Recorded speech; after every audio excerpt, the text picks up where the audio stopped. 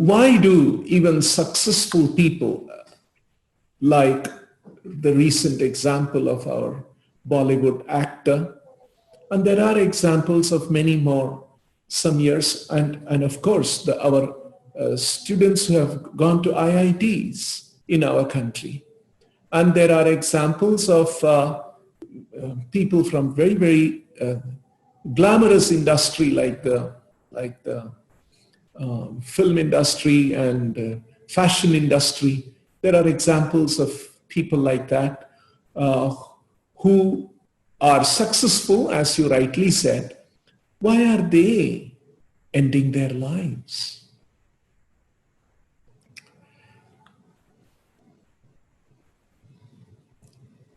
There are a few complex reasons when we analyze from a material point of view. They have been successful, but probably when you go into the micro life, you see what happens is there is a micro life and there is a macro life, or a micro picture and a macro picture of an individual. So when we see somebody as a successful person in the Bollywood, we see him acting very well and his movie does very well and there are a lot of accolades and movie makes so much money and brings so much fame to that actor. In the same way, somebody who has gone to an IIT, IIT is a very prestigious institution in our country, and from a long time, families keep telling them, you must go to IIT, and then one who goes to an IIT, they are in social environment, they are highly praised. And so there is a certain value system that is built in about these kind of definitions of success, right? Bollywood success, IIT success. Somebody has made a lot of money and that's success. And some other profession, they have done very well. So this is a macro picture that everybody gets. But then when you go into the micro picture of an individual, the person could be individually battling with a lot of issues. Maybe there is some other peer pressure, some other competitor pressure, or someone else who is constantly bothering them. So usually the micro picture is private and it is not known. It is the macro picture which is publicly known. And hence we think about him in a certain way, but at his personal level, that person is battling with certain issues. And, life is all about battles. Everybody will have issues. But it depends on one's ability to fight. Fight is not a big thing. There are fights everywhere in the world, in every circumstance, even in the civilized world. For example, if there are two companies, there is competition between them.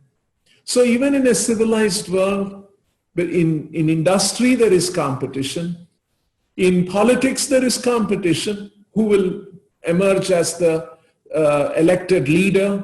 And even within the party that gets elected, there is competition between the individuals who will get this portfolio, who will get this ministry position, and these kind of things. So you cannot avoid competition. You cannot avoid this kind of an environment in this world, but we must have strength to face these things. See? So if somebody is very strong, like say for instance, there is an examination, and examination is typically another kind of a civilized world fight. It is an intellectual fight. We won't use the word fight, but it is competition. Competition is accepted in the civilized world too. Okay, so there is different students are studying, and then it's going to be a test of their intelligence, test of their skill, test of their certain talent. And somebody becomes number one, someone becomes number two, and this hierarchy emerges. Now, somebody who has not made it to number one or number two or very, very big position, successful, what is considered to be successful position. Now, the other people, how are they internally equipped to handle an apparent failure in this particular aspect? Now, if someone is very strong and takes a certain how to look at these things, then it really doesn't matter, because it's a fact. All our examination systems, all these socially accepted evaluation and tests and examinations that happen, it tests one aspect of an individual. It is not that the individual does not have other strengths, but somehow in our mind we have made that as a very big thing, and a success and a recognition in that front is become very big in our mind. And when we don't do well there, we think that everything in life is over. Now, this is a flawed perspective. And there are many contributions. One is one's own understanding and maybe the immediate social environment somebody is in. Everyone is constantly pumping that person. You have to do well, you have to do well, you have to get the rank, you have to make it to this institute, and those kind of things. So it is in one sense inevitable in our competitive world. So what we would say is, there is one more aspect of an individual's development, which is the spiritual development. And if that spiritual development is there, that spiritual development gives one enormous strength, confidence, and positivity to handle negativity and losses and failures in the material front. So this is something that everyone can develop. So if somebody is very strong, for that spiritual development, there are a few things that are required. That spiritual development is not a sentimental development. It is not just some kind of a mindset alone. There is a logical, philosophical basis for that spiritual development. So spiritual development involves and includes understanding of oneself, one's position in the family, one's position in the society, and one's position in the larger scheme of things in the universe. So how do I fit into these things? How does my position and my presence fit into the larger scheme of things? Like they say, there is a bird's view where you get birds flying in the sky, they get a certain view. And there is a worm view. A worm is crawling on the ground and it is familiar. It's the view of the worm is certain things about life. So a person should have a combination of a worm view and a bird's view of life.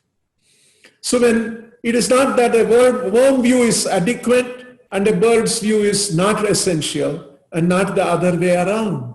Both views have their merit and their value, because there are certain immediate things in our micro environment which is influencing us. And there are certain things at the macro environment which is also influencing us in a certain different way. The fact is that we are result or a product of the micro environment and the macro environment. So we must be aware. And the spiritual understanding, spiritual development influences both our micro world and the worm view understanding and the bird's view macro world understanding. So it's important that spiritual understanding, in fact, this is what Krishna did to Arjuna. Arjuna thought that this is a fratricidal war between Pandavas, us, and Kauravas, our cousins, for winning the kingdom. Now, although it is true at one level it was a fratricidal war, Krishna was next to Arjuna and he gave him a picture of who Arjuna is, who Krishna is, and what the background of this setting, and what the cosmic phenomena and that picture, and how Arjuna playing his role fits into the larger picture. In fact, what Krishna does is in the Bhagavad Gita, after giving this kind of a perspective to Arjuna, and after hearing that perspective, Arjuna clearly knew what he has to do and why he has to do. He was enriched with new energy and new knowledge and new understanding. And he said, now I'm ready. Karishye vachanam tava. Now I'm ready to do my duty. After doing all this, there's an important thing that Krishna does in the very end of 18th chapter. Someone may say, that was 5,000 years ago situation. Arjuna was there and Krishna was there for him. He was a lucky guy. Arjuna was a lucky person. He had Krishna to give him guidance. Look at my situation. I am depressed. I'm going through all these internal turmoils. I'm not able to handle this. Who is there? No, actually, Krishna points out that privilege that Arjuna had of having the guidance of Krishna is available for everyone, even after 5,000 years ago, or anybody in the world. We just have to become familiar with these things. Unfortunately, that spiritual development, spiritual awareness, spiritual understanding, spiritual knowledge, we are not trained in that. So if we get that perspective, and Krishna teaches that how that privilege and opportunity that Arjuna had is available for every one of us today. And if we get that perspective, and if we learn that spiritual perspective, spiritual understanding, and become familiar with spiritual development and spiritual perspectives and spiritual way of thinking, this is what Krishna did to Arjuna. He infused him with spiritual knowledge, spiritual perspectives of thinking about his problem. All of this is still possible, provided one is fortunate and meets a pure devotee of Krishna who represents Krishna. You see, this is what happens. Prabhupada points out this, that there are many versions of the Bhagavad Gita. This person's interpretation, that person's interpretation. But we want to know Bhagavad Gita, the message that Krishna imparted from Krishna's point of view. So that is what a representative does. Say somebody is a representative of a company. He goes and he represents the company. He tells about the company's objectives. He tells the company's price. He tells the company's product, what the company had, why the company has made that product. He represents the company. Then he's got a representative of the company. In the same way, a devotee of Krishna is supposed to represent Krishna, his message, his view, his perspective, how he sees the world. That's what a pure devotee, spiritual master does, and his representatives do that. So if we have that guidance, we will know how to look at things, and we will be suffused and enriched with a certain strength. So even if if there is some failure in this front, in my material life, in my profession, or in my studies, or in my personal life situation, all of those things. But there is another higher view and higher understanding. So this is so important. So I would think that, so even those successful people, unfortunately, they did not have while they developed themselves in their talent, profession, studies, and all of that, they didn't sufficiently build up their spiritual understanding. As a result, when they met those kind of challenges, they didn't have the strength. You see, when you're pushed, when you're in that kind of a situation, you're really looking for strength. And spiritual understanding provides that. Unfortunately, that is lacking in our country. And this is what happens to an individual. And hence, although he has done success in so many things, he's not able to handle the internal battles that somebody is going through.